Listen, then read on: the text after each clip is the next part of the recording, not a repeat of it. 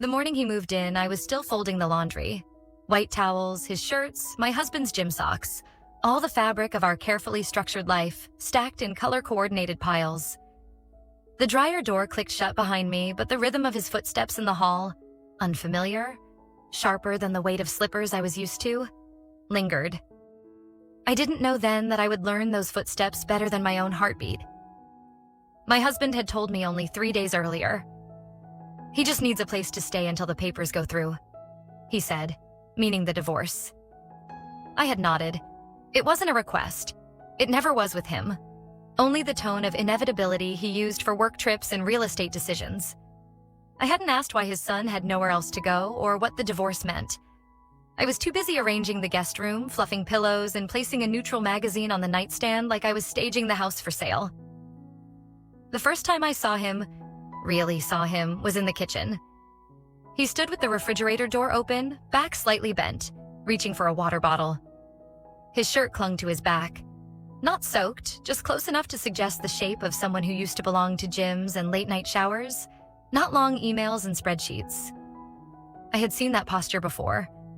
In men passing me at crosswalks, strangers in cafes, but never in my home. "Sorry, did I wake you?" he asked. His voice was quieter than I expected, not like his father's, softer around the edges. "No," I lied, though I had been wide awake for 20 minutes, listening, wondering if I'd hear his door creak, if he'd make coffee, if I should put on a robe. I wore the blue wraparound dress I always wore on Sundays. It wasn't suggestive.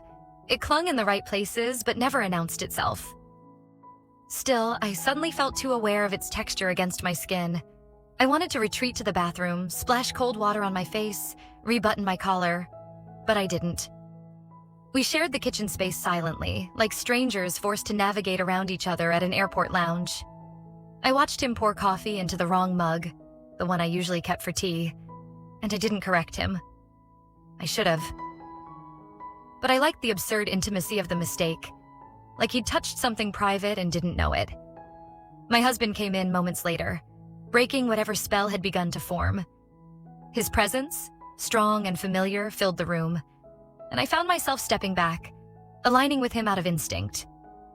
We all made small talk, the kind you forget immediately, about weather, traffic, storage space. But I noticed how he leaned slightly toward me when we laughed, how his eyes lingered on the way I held my cup. I tried not to notice. I did. Over the next few days, the rhythm of our house changed. I adjusted my schedule. I started waking up earlier, just slightly, before my husband, so I could sit in the kitchen alone with the morning light, pretending I needed quiet before my first call. He would come in minutes later, always freshly showered, his hair still damp, wearing the same type of t-shirts his father wore 20 years ago. Sometimes we talked, sometimes we didn't. But there was something growing between us. Not tension exactly, but an awareness, an atmospheric pressure. There was a moment, 4 days after he moved in, that still clings to me like perfume on an old scarf. My husband had called to say he'd be late. I didn't mind. I made dinner, a salad, nothing heavy. He was already in the kitchen, cutting vegetables without asking. We moved easily, too easily. The way his fingers grazed mine when he passed the knife made me pull my hand back. He noticed. "Sorry," he said. "You don't have to apologize for touching someone," I replied. The words came too fast, too sharp, and I regretted them immediately. He looked at me then. Not like his father looked at me. Not like a son should look at a woman who had known him since he was barely out of school. His gaze wasn't intrusive, but it was certain. Certain of what he saw. The air between us stayed hot, though no stove was on. We finished the salad in silence. When we sat at the table across from each other like housemates sharing rent, our knees brushed under the table. I didn't move mine. Neither did he. The sound of the front door unlocking made me jump. My husband walked in, smiled, and asked if we had eaten. I lied again. Not yet. That night, I couldn't sleep. I lay beside my husband, listening to his steady breathing, feeling the heat of his body without its comfort. He had become familiar to the point of numbness. When he touched me, it felt like part of a ritual, Expected, routine. I used to crave his hands, but now when they slid under the fabric of my nightgown, I felt observed, not wanted. In the morning, I dressed slowly. I chose a fitted blouse I hadn't worn in months.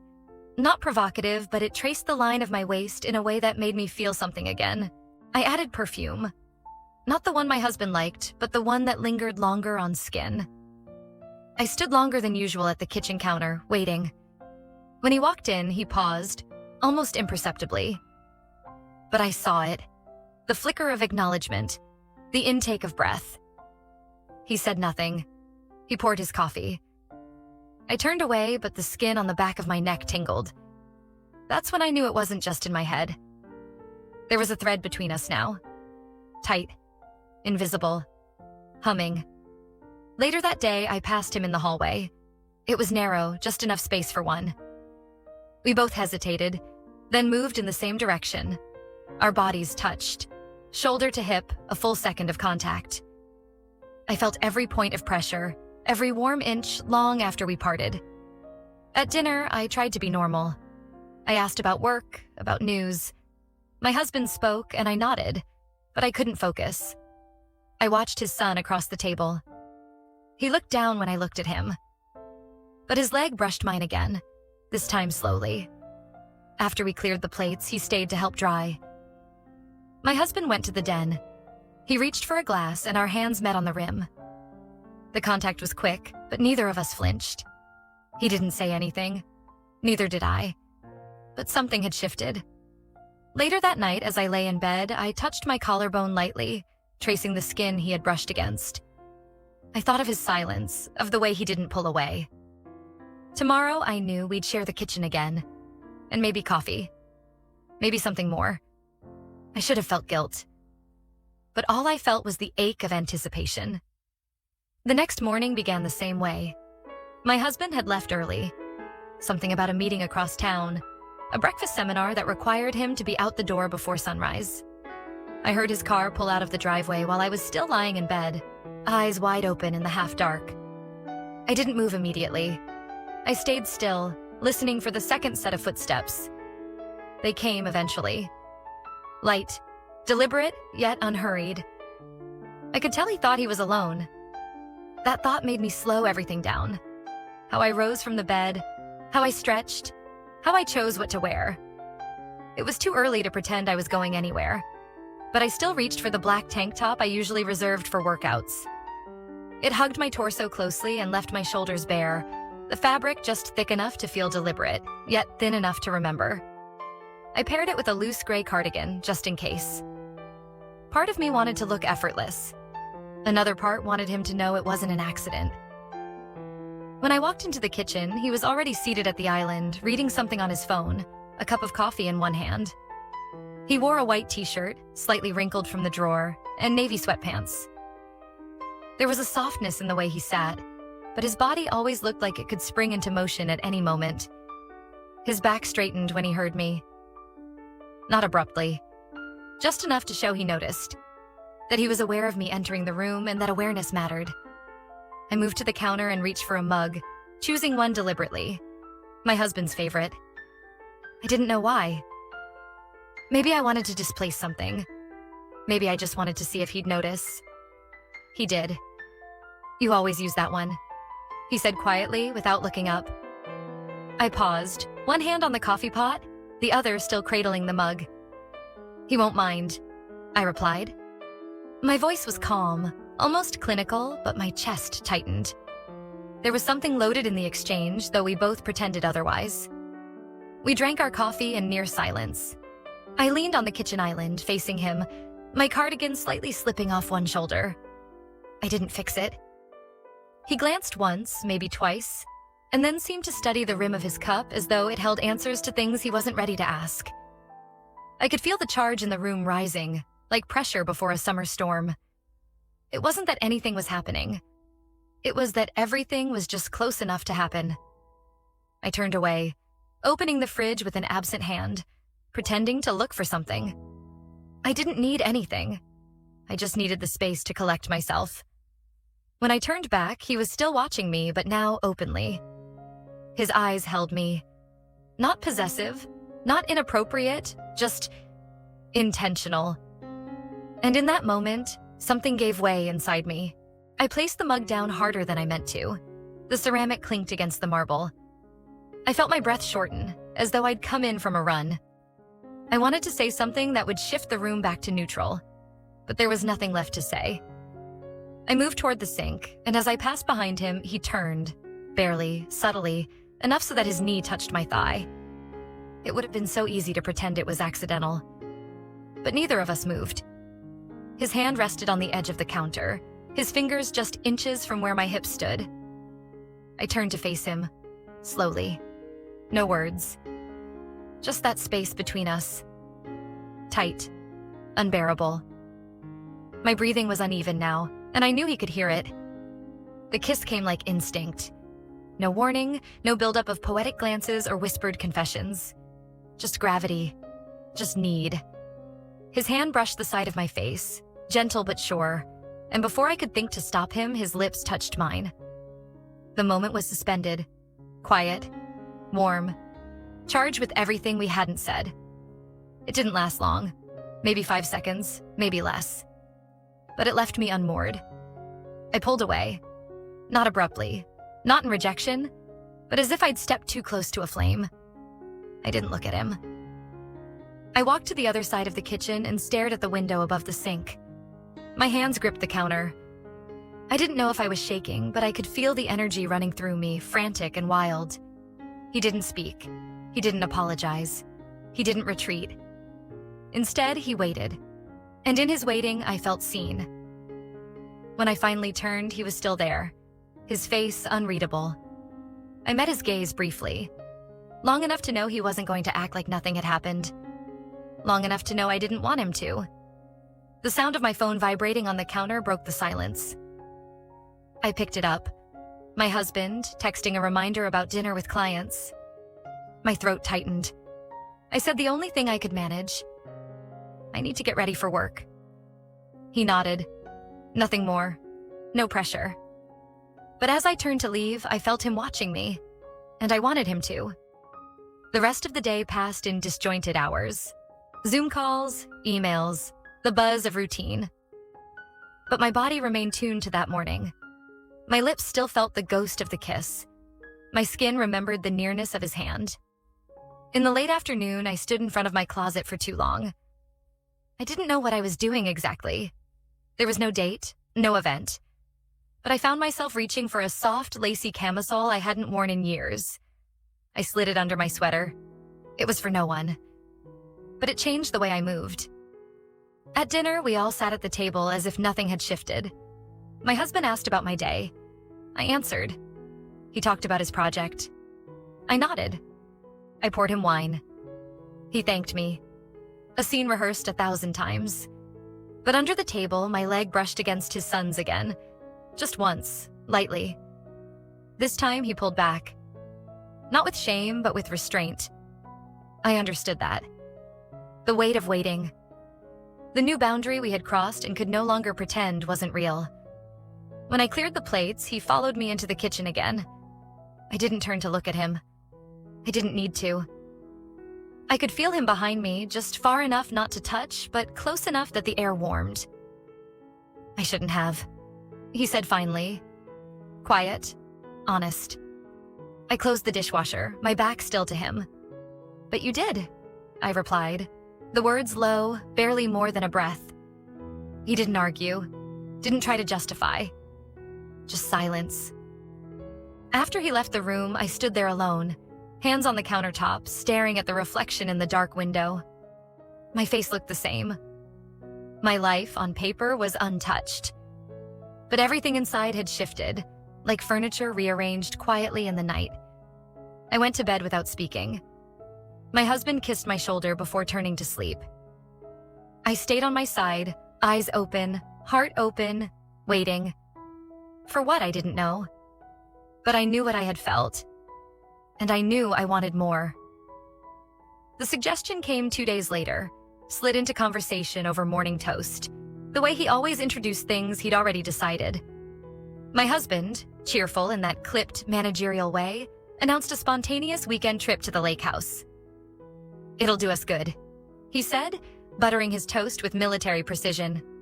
"Quiet, no meetings, just fresh air and some time to unwind." He didn't notice the tension that bloomed in my shoulders, or if he did, he mistook it for stress. His default explanation for anything not quite aligned with his expectations. He assumed I needed escape, and perhaps he was right. But he couldn't have known what I needed to escape from. I nodded. I smiled. I agreed. I packed the car later that evening with half attention, folding sweaters and pajamas with numb fingers while my mind spun in a closed loop. I told myself this would be good. Distance, change of scenery. I told myself I needed the cold lake air, the flicker of firelight, the dull ache of silence between trees. I told myself many things, but none of them matched the way my hands trembled when I found myself packing a set of silk lingerie I hadn't worn in over a year. I stared at it for a moment before folding it discreetly between a sweatshirt and a pair of jeans. Just in case. He offered to drive one of the cars, which made sense logistically, though my stomach twisted at the thought. I knew it would mean time together. Close, confined. Both of us pretending we didn't remember how the last shared space ended. But he didn't offer directly. He told his father first, something about needing to leave earlier, run an errand on the way. It was the neighbor who would ride with us for the first leg, dropped off at a nearby town. That meant a few hours together, a scenic detour, casual small talk in front of others. I sat in the passenger seat, arms folded tightly across my chest, eyes fixed on the road as houses blurred into forests. The neighbor chatted amiably in the back seat. I nodded at the right times. Laughed once or twice, but my awareness of him was total. The way his fingers rested on the steering wheel, the low cadence of his voice when he spoke, the faint smell of soap and pine from his jacket that mingled with the car's stale air. I felt every bump in the road through the soles of my shoes, every shared breath through the recycled air vents. The windows fogged lightly from our collective warmth. When we dropped her off, it was almost evening. The sun dipped low, gilding the treetops with that golden light people in cities pay to see through hotel windows. The silence that followed was almost worse than the neighbor's chatter. I kept my gaze straight ahead, but my body leaned half an inch closer to the door, like proximity itself had become dangerous. "We'll be there in 20, he said finally, his voice low. I nodded. Good. We didn't speak after that. Just the steady rhythm of tires on gravel, the winding road tightening between tall trees. When the lake house appeared between branches, squat and quiet and wrapped in the early autumn hush, I exhaled for the first time in what felt like hours. Inside, everything was exactly as we'd left it months ago. Worn rugs, tall windows streaked with last season's rain, the familiar must of old wood and pine. My husband carried bags in, whistling. I moved through the rooms on autopilot, flicking on lights, adjusting blinds, opening windows to air the place out. Dinner was simple. Leftovers, wine, the soft clink of silverware against porcelain. My husband talked about a project, something technical and dense. I listened with half an ear, the other tuned entirely to the fact that he sat directly across from me, that our knees nearly touched, that he didn't look away as I lifted my wine glass, his gaze catching mine briefly over the rim. I looked down. I didn't drink. Later, when my husband yawned and declared he was calling it a night, I stood frozen by the sink, rinsing a dish that didn't need rinsing. I felt the quiet settle around us like snowfall. "I'll be out here for a bit," I said. My husband kissed my cheek absently and disappeared into the bedroom. The door clicked closed behind him. The fire in the hearth had nearly burned down. I added a log, watching the embers shift and flare. The air was dry and scented with cedar. I sat on the old armchair near the window, pulling the cardigan tighter around my shoulders, though I wasn't cold. I heard his steps before I saw him. He entered the room with caution, or maybe intention. I couldn't tell which anymore. He didn't ask if he could join me. He just did, sitting across from me in the low chair by the fire, elbows on knees, gaze locked on the flames. We didn't speak for a while. The silence was neither comfortable nor strained. Just thick. He broke it. "Do you regret it?" he asked, eyes still on the fire. I didn't answer right away. I looked at him. His profile was all shadows. Sharp jaw, tired eyes, a kind of stillness that didn't belong to someone his age. "No," I said finally. Quietly, honestly. He nodded once. "Me neither." A log cracked loudly in the hearth, and I jumped slightly.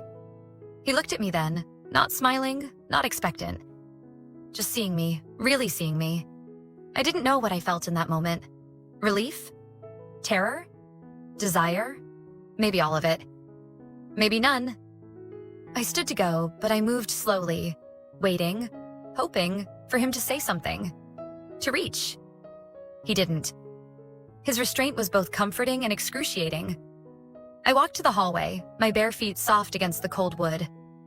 Halfway to the bedroom, I stopped. I looked over my shoulder. He was still there, eyes on the fire. I watched him for another second, then turned into the guest room instead of the one I shared with my husband. I lay on the unfamiliar bed in the dark, fully clothed, heart pounding. Not from guilt, but from wanting morning to come. The morning light at the lake was a different kind of light. Softer, almost reluctant, as though the sun itself was unsure whether it should expose the things that had been left unsaid the night before. I woke before anyone else. The house was still, the kind of stillness that came not from peace but from suspended motion, like everyone was waiting for someone else to make the first move. I lay in the unfamiliar bed, the guest bed, staring at the ceiling. The sheets were colder than I was used to. The pillow smelled like dust and something faintly floral, a remnant of some summer past. I hadn't meant to sleep there. I hadn't planned anything. But once I turned down the hallway and saw the sliver of firelight leaking from the living room, I knew I couldn't slip into bed next to my husband with that glow still burning behind me. My body was sore in a strange way, not from exertion, but from stillness. My arms ached from tension. My throat was tight. My hips, when I sat up slowly, held a quiet ache as though they remembered something my mind was still trying to file away. I dressed in silence. Leggings, a soft sweater, no makeup. I tied my hair back, not because I was going anywhere, but because I didn't want to feel it on my neck. Everything I did that morning was calculated to make me invisible, as though if I moved lightly enough, if I didn't open my mouth, I could make myself vanish. I didn't want to be looked at. Not yet. But when I stepped into the kitchen, he was already there. Again, already moving. Coffee pot on, 2 mugs beside it, like he'd anticipated more than just his own morning. He didn't look surprised to see me. Just offered a nod and turned his attention back to the boiling water. I didn't speak. I stood in the doorway and watched the tension in his shoulders, the precise way he moved, the way he avoided meeting my eyes. I wasn't used to that. Since he moved in, it had always been me dodging his gaze, trying to suppress the weight of it. But today, it was different. He was careful. It wasn't guilt. It wasn't shame. It was restraint. He handed me a mug without a word. Our fingers touched briefly, the kind of brief that somehow lasted in my blood long after the contact ended. I stepped back, sipping, feeling the heat roll through me, anchoring me to something real.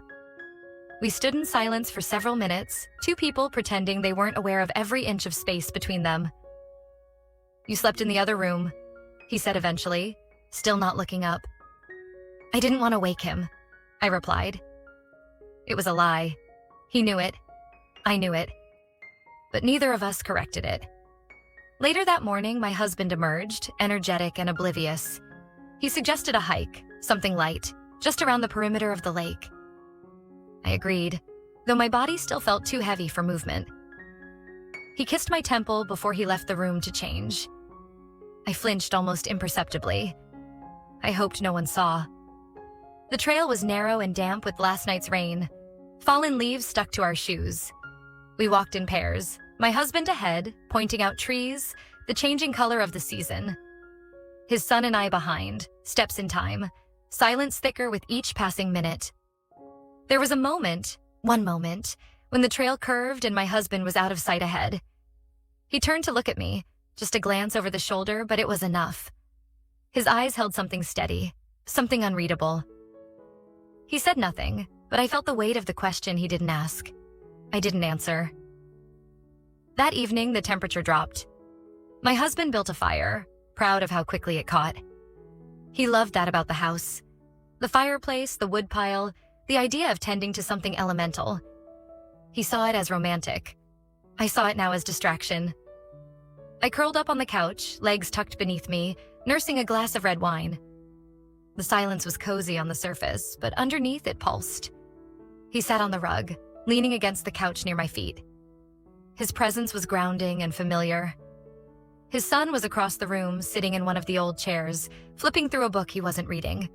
My husband eventually went to shower, leaving us again with the fire and the silence and the unanswered questions. He didn't move from the chair. I didn't move from the couch. But the distance between us was starting to feel like a thread stretched too tight. "I've been trying not to think about it," he said. I let the words sit for a moment, swirling in the space between us like smoke. "Has it helped?" I asked. He shook his head. "Barely." The silence that followed wasn't awkward. It was heavy. It carried the weight of things we couldn't say. Not here. Not now. He closed the book, placed it gently on the side table, then stood. For a second, I thought he would leave the room. But instead, he stepped closer. He didn't sit beside me. He didn't touch me. He just stood there. His presence near enough that I could smell the faint trace of his skin, his soap, the fabric softener on his shirt.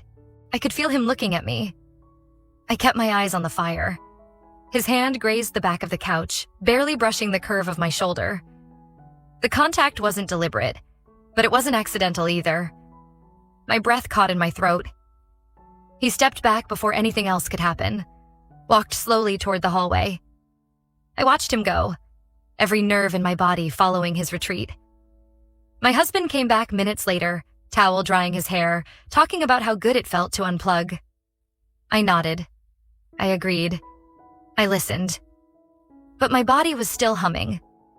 That night, as I lay beside my husband in the dark, I felt the mattress dip with his weight, his warmth settling beside me like habit. His hand reached for mine. I let him take it, but my fingers didn't curl. And in the stillness, I thought of the fire, of the moment that almost was, and the breath I was still holding hours later. Tomorrow, we would return home, back to walls I knew too well. But something had shifted, something I wouldn't be able to fold back into place. We returned home on a Sunday evening. The city unfolded in the car windows in a blur of familiar lights. Red and orange traffic signals, glowing storefronts, silhouettes of apartment buildings we passed countless times before. Everything looked the same, yet everything had shifted. My husband was behind the wheel, talkative, energized by the drive and the prospect of a productive week ahead. He spoke about work, plans to clear out the garage, upcoming travel. He was comfortable, even cheerful. I admired, in a way, his ability to carry on untouched, unbothered. He didn't notice that the air between us felt denser than usual. Or maybe he did and simply chose not to ask. In the back seat, his son was quiet, still. I didn't need to look at him to feel his presence. The silence between us was a vibration I couldn't mute. Not awkward, not tense, just full. The kind of full that makes it hard to breathe. At home, I busied myself with unpacking. I moved quickly, almost feverishly, as if by moving my hands I could delay the thoughts forming in the back of my mind. Laundry to the basket, toiletries back into drawers, books returned to their shelves. When I reached into my bag and found the silk camisole I'd brought but never worn, I hesitated. Held it in both hands for a moment. The fabric was soft, delicate, far too intimate for this space. I folded it carefully and pushed it to the back of the drawer. It wasn't time. Dinner was simple. Pasta, a bottle of wine, overhead lights casting a warm, dull glow across the table. We sat in our usual places, and he sat across from me. We ate in peace. My husband, full of stories from his day, left the table halfway through to answer a call from a colleague. That left us alone again. The second the door to the study clicked closed, everything around us slowed. He didn't look at me immediately. I didn't look at him. I stared at my glass. then the candle burning low on the counter. The quiet stretched longer than it should have. "You're different," he said finally. The words landed softly, like something already known being named out loud for the first time. I didn't answer. I didn't have to. He was right. After dinner, I stood in the bathroom far longer than I needed to, letting the water run in the sink, not washing my face, not brushing my teeth. Just standing. The mirror reflected a face I didn't fully recognize anymore. Not because I looked different, but because something behind the eyes had changed. I didn't look lost. I looked awakened. But to what? I wasn't yet sure. I reached for lingerie deliberately, not out of habit. Dark blue, lace, something I usually reserved for anniversaries or private moments that rarely came anymore. I slipped it on beneath an oversized t-shirt and loose pants. Nothing overt, but I felt it. Every step I took afterward felt more precise. My skin more alert. It wasn't for anyone. Not exactly. But it shifted something in how I held myself. Later, I walked down the hall. His door was ajar.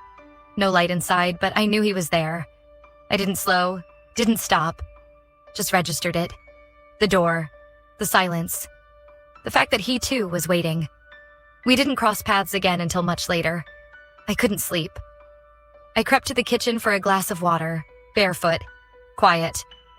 The refrigerator door cast a pale light across the room. I stood there, half lost in thought, until I heard him come in behind me. He didn't speak. Neither did I. I could feel his presence before I saw him.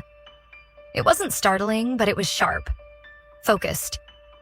He approached slowly, carefully. His footsteps weren't hesitant, just aware. I turned slightly, saw him in the soft light. His expression wasn't conflicted, just steady, like he'd made a decision before walking into the room. He didn't reach for me at first. He stood close enough for me to feel the heat radiating from his body, his breath slowing as if he was willing himself to stop. Then his hand came to rest lightly on my waist. Not urgent, not rough, but unmistakable. I didn't move away. He waited, and when I didn't step back, he kissed me. This kiss was nothing like the first. There was no hesitation, no fear. It was slow, deep, full of things neither of us could say. It tasted like recognition. Like hunger. Like two people letting go of every barrier they had tried to keep between them. When it ended, he didn't linger. He pulled away gently, eyes locked on mine for a moment that stretched. Then he turned and walked out of the kitchen, leaving me there, heart pounding, lips tingling, every nerve in my body lit from within. I stood for several minutes before returning to my bedroom. My husband was asleep, facing away, his breathing slow and even. I lay down beside him carefully, not wanting to disturb the illusion. I stared at the ceiling in the dark. I could still feel the weight of the kiss, still taste it, still sense the shape of his hand at my waist, the memory of the moment branded beneath my skin. This was no longer a mistake. It was a line we had stepped over. And now, there was no turning back. The days that followed passed in a peculiar kind of stillness. Nothing appeared different from the outside. Breakfast was made, the laundry folded, emails answered with the same polite efficiency as always. The dog barked next door, the leaves turned more orange, and the air began to hold that familiar early autumn chill. Everything in our world continued as if no line had been crossed, no lips had met in the darkness of the kitchen, no breath had caught in a silence thicker than words. But inside me, everything had shifted. I became hyper-aware of my movements, of time, of space. I noticed how close I stood to him, how long our eyes met, how his presence altered the molecules in every room we occupied. The nearness was unbearable now. Not because it felt wrong, but because it felt like waiting. Constant, maddening waiting. Like sitting in a car with the engine on but nowhere to drive. I told myself I needed distance. That morning, I cleaned the house from corner to corner, not because it needed it, but because I did. I pulled every sheet from the bed, wiped baseboards, rearranged the spice rack. As if order could mute desire. As if discipline could dull the echo of his hands on my skin. It didn't work. In the afternoon, my husband came home early. He brought takeout from my favorite place, something he rarely did without occasion. He smiled, kissed my cheek, told me I looked tired and beautiful at the same time.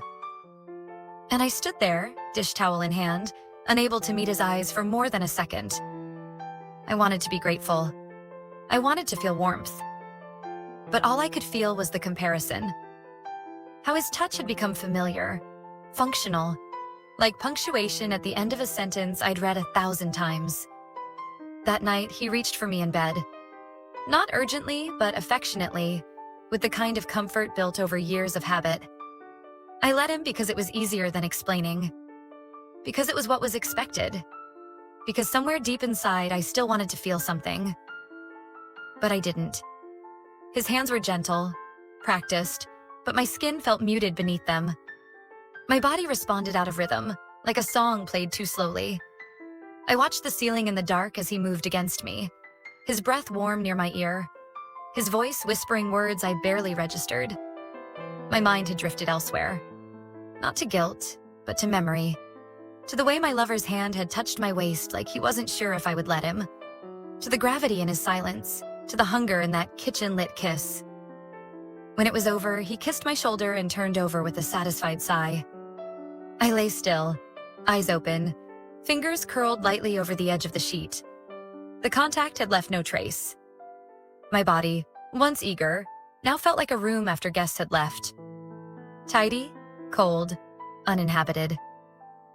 The next morning, I dressed in silence. I chose a black turtleneck, one that covered my collarbone completely, and pants that fit too well to be accidental. I spent an extra 5 minutes on my makeup. Not because I was trying to attract anyone, but because I needed armor. In the kitchen, he was already there, pouring coffee, back turned. The familiarity of the scene was almost unbearable. The way he moved, unhurried, careful, aware. He handed me a cup without meeting my eyes. Our fingers touched again. Lightly. Too lightly. We didn't speak. That day I tried again to return to the version of myself I had been before he moved in. I worked late. I rearranged files that didn't need rearranging. I organized a drawer in the hallway that had gone untouched for years. I considered calling a friend, but realized I didn't know what I would say. That I had kissed someone? That I had kissed my husband's son? That I had wanted it? That I still did? Instead, I wrote. Not a letter. Just sentences. Lines. Words. I wrote down what I wanted to say to no one. Words like warmth, aching, skin, silence. Words that weren't confessions, but warnings. I didn't sign my name. When I closed the notebook, I felt emptier than when I began. That evening, we sat together in the living room. My husband scrolled through a news app, occasionally reading headlines aloud. I nodded, smiled, offered a comment now and then. He seemed satisfied with our exchange, never noticing that my eyes never left the pages of the magazine I wasn't reading. I could feel him watching me from across the room. His son, not his father. Every time I glanced up, he was quick to look away. Later, when my husband left to take a call on the porch, I went into the kitchen. I didn't expect him to follow, but he did. The moment we were alone, the air became dense again. Not with guilt, with everything else. He leaned against the counter, arms folded. I busied myself with nothing, checking the fridge, moving a cup, opening a drawer. He watched. Then, finally, he spoke. "You're not okay." It wasn't a question. I didn't respond at first. I was too afraid my voice might betray me. But when I turned to face him, I saw it in his expression. He wasn't accusing me. He wasn't even asking for anything. He just knew. That something in me had changed, that I had lost whatever grip I had on pretending. "I don't know what I am," I admitted, the words soft, low. He stepped closer. Not enough to touch, just enough for his presence to warm the air between us. I felt it again, that charge, like lightning looking for somewhere to land. "I haven't stopped thinking about it," he said, eyes locked on mine. "About you." I swallowed, the lump in my throat sudden and solid. I wanted to say something. Anything. But all I could do was look at him. There was no right answer, no clean way out. My husband's voice echoed from the hallway. Something about where he'd parked the car. We didn't move. Just stayed there. Two people caught between reality and everything we couldn't name. After he left the kitchen, I leaned against the counter, breath shaking. I closed my eyes and tried to summon the version of me that knew how to live a simple, quiet life. The version who made grocery lists and folded towels with care. But she was slipping, fading, and in her place stood someone I didn't recognize. Someone who had tasted something electric and wanted more. It happened on a Tuesday. A Tuesday so ordinary it nearly disguised the decision that would follow. The sky was overcast, pale gray without drama, and the air carried that late October chill that suggested the first frost wasn't far off. I was wiping down the counters when my husband walked in, briefcase in hand, tie loosened, face lit with something close to pride. He told me he was leaving for a week. Not leaving, of course. Not in the sense that mattered. Just a conference, an opportunity. A few nights in Chicago, he said. Networking, workshops, dinners. He kissed my cheek as he spoke, already dialing into something on his phone, already gone in all the ways that counted. I nodded, smiled, asked all the right questions. How long? Who else is going? Will it be cold? I even touched his wrist lightly, the way I used to when we were dating, before children and renovations and anniversaries. He smiled at the gesture, kissed my forehead, told me I was sweet. He didn't ask whether I would be okay here alone with his son. He didn't consider it. It wouldn't have crossed his mind. Why would it? That night, I lay beside him, staring at the ceiling again, listening to the sound of him breathing in his sleep, deep and content. I counted the hours before his flight, the tasks I would pretend to keep busy with, the moments I already knew I wouldn't be able to control. The morning he left, he was gone before sunrise. I didn't get up to see him off. I heard the door close softly, his suitcase rolling over the porch. Then the engine starting, fading down the street. And then, silence. The house was different without him. Not quieter, not emptier, just unguarded. There was no longer anyone keeping the balance in place. No longer the structure of three around a dinner table, three passing in the hallway, three existing around each other with practiced rhythm. Now there were two. I made coffee, lingered too long by the window, stood barefoot in the kitchen without turning on the lights. I wasn't waiting, not exactly. But I didn't move until I heard footsteps on the stairs. He appeared without a word, his hair still damp from the shower, sleeves pushed up. He looked at me the way he had the night in the kitchen. Unspoken, steady, a kind of pull I couldn't resist anymore. I handed him a mug without meeting his eyes. His fingers grazed mine. This time, I didn't pretend not to notice. We spent the morning in silence, each in separate rooms, pretending to work. The walls felt thinner. I could hear every creak of the floorboards, every shift in the chair upstairs, every movement he made as though it were inside me. By afternoon, I stopped pretending. I turned off the screen. Let the unread emails stay unread. I sat on the edge of the bed and looked at myself in the mirror for a long time. My reflection didn't look guilty. It looked expectant. It looked ready. I put on the camisole I hadn't worn in years. The one I packed for the lake house but never had the nerve to use. I layered it under a simple cashmere sweater, soft to the touch, barely clinging to the shape of my body. I wore no makeup, just lip balm. Just enough to feel like I had done something deliberate. The moment came late in the day, after sunset. The house smelled like rosemary and garlic. He had offered to cook and I had said yes. Not because I was hungry, but because I couldn't think of a reason to say no. We ate in the dining room with the lights low, the windows reflecting only our own outlines. The food was warm, earthy, comforting in a way that made me ache. We didn't talk much. I complimented the meal. He nodded, smiled faintly. We sipped wine. We didn't pretend anymore. There was no more pretense. No more pretending that we didn't remember every inch of the space between us. When I stood to take the plates, he followed me to the kitchen. The silence was no longer awkward. It was anticipation stretched to its limits.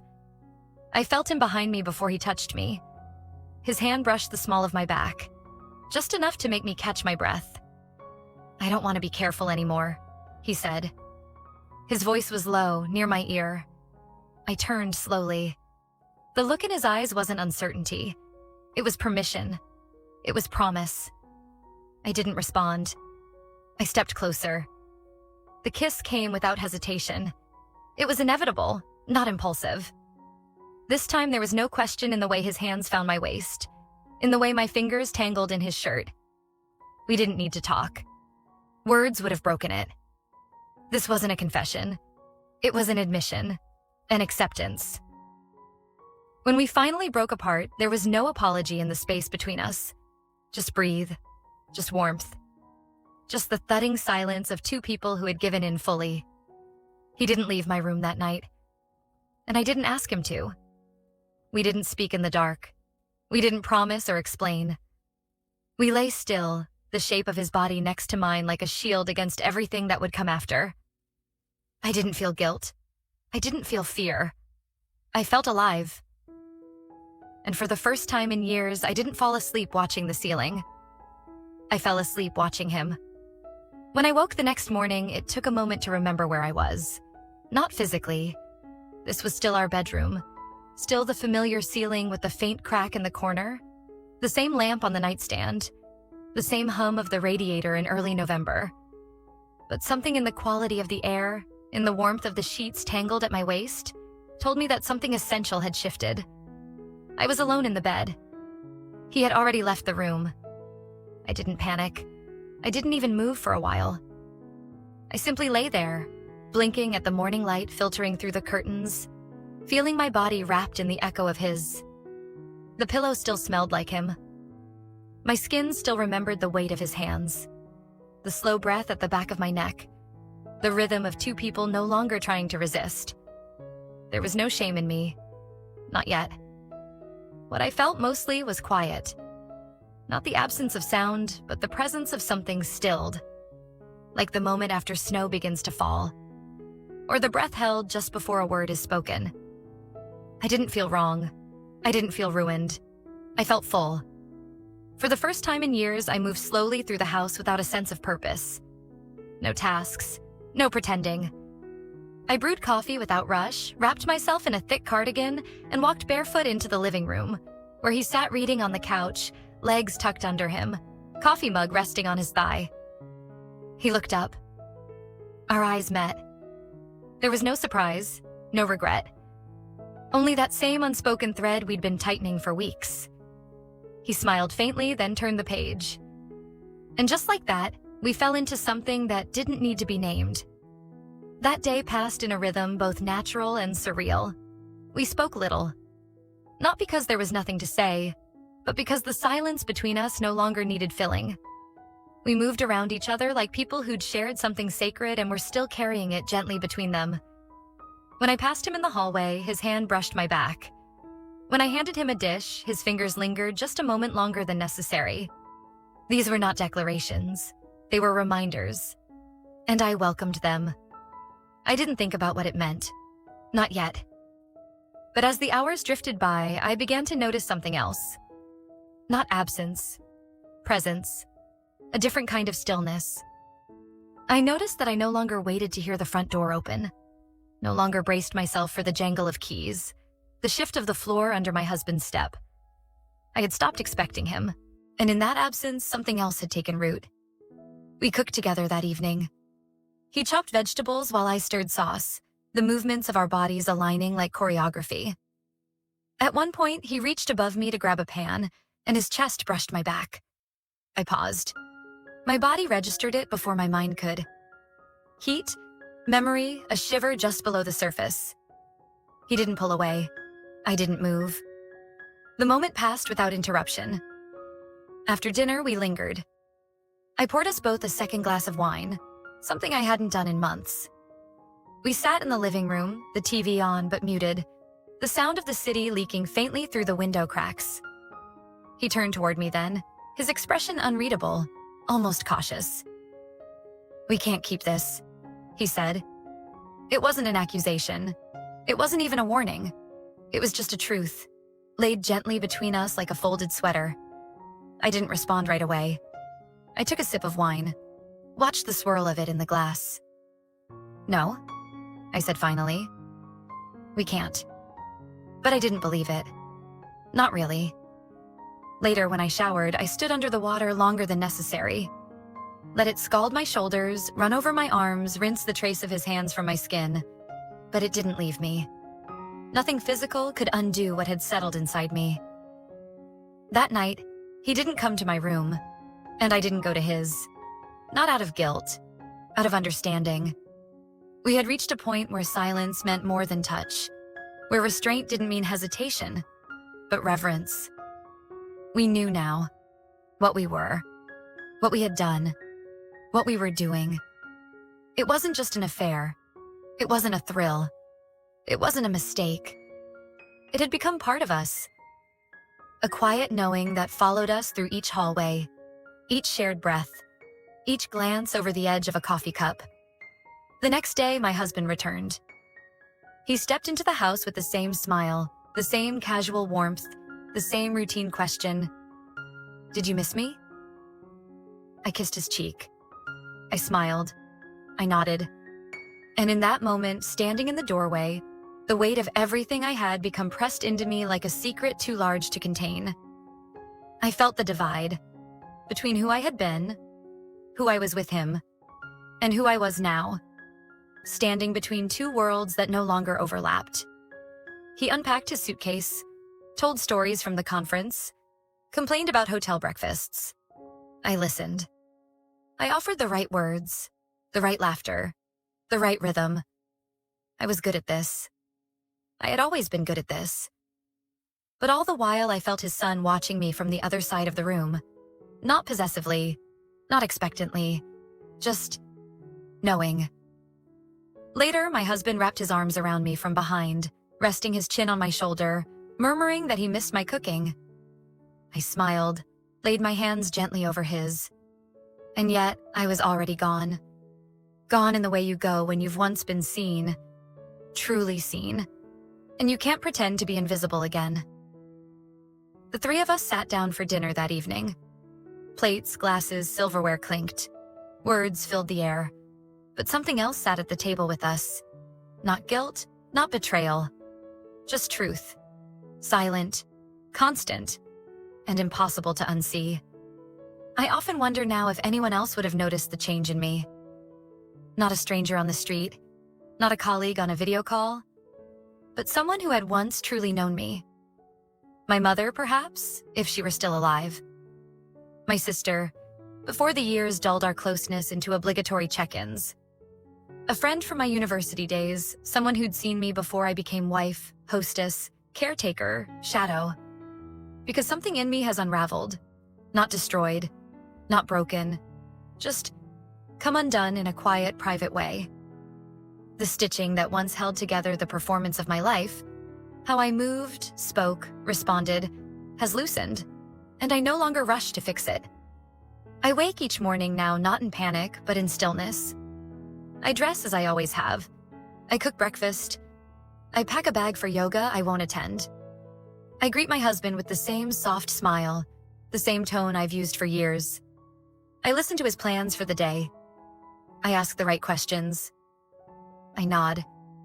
But inside, I live somewhere else. He doesn't know. I don't think he could. His world is intact, unthreatened. He still kisses me when he leaves, still asks what I want for dinner, still laughs at television shows as though laughter hasn't become foreign to me. His son and I are careful now. Incredibly, exhaustingly careful. We no longer touch. Not in ways that could be noticed, not in ways that could be named. There are no more stolen kisses, no more whispered sentences in the dark, no more footsteps in the hall at night. But in every room, I feel him. When I pass by him in the kitchen, the hairs on my arms rise. When I hand him a dish, I feel the tremble in my wrist. When he says, "Thank you," I hear everything behind the words he doesn't say. I see it in the pause before he leaves the room, in the way his gaze always drifts toward the window as though watching for something we both know will never come. We don't talk about it. We haven't since the morning after my husband returned, but it lives between us now. This silent, aching truth.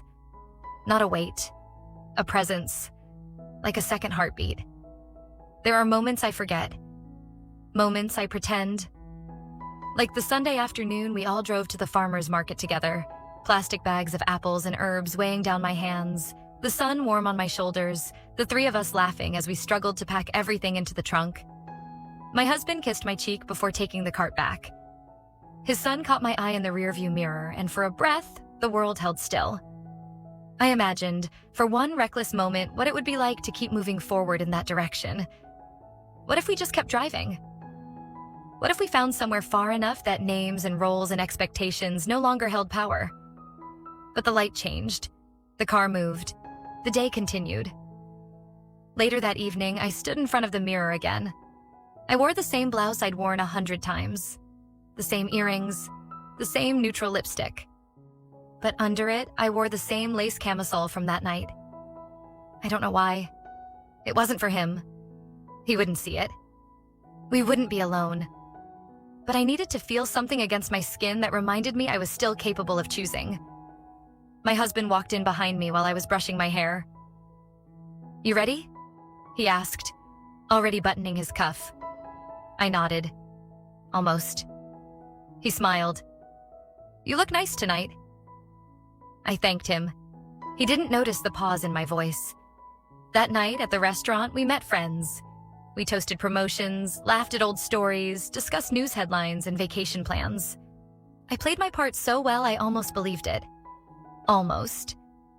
But every now and then, I'd catch myself drifting. Not toward fantasy, not toward guilt, but toward memory.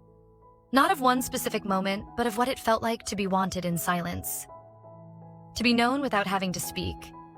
To be undone, not by hands or heat, but by being truly seen. And now I live with that knowing. Not regret. Not longing. Just the irrevocable shift that comes from crossing a line you can never uncross. A line not of action, but of becoming. Because the truth is this. It wasn't the kiss that changed me, or the night, or the ache. It was the fact that I let myself want something again. And now, even when I walk through my days in the same shoes, in the same rooms, among the same people, I'm no longer who I was. At dinner, my husband touched my hand across the table. I smiled. But later, when we returned home and I undressed quietly in the dark, hanging my blouse on the hook, I didn't remove the lace camisole beneath. I slid into bed beside him, his breathing already steady, his body turned toward sleep. And I closed my eyes, not to rest, but to feel, to remember, to carry gently the secret that had become a part of me. A truth without a future. A wound without a scar. A fire still burning, quietly, behind my ribs.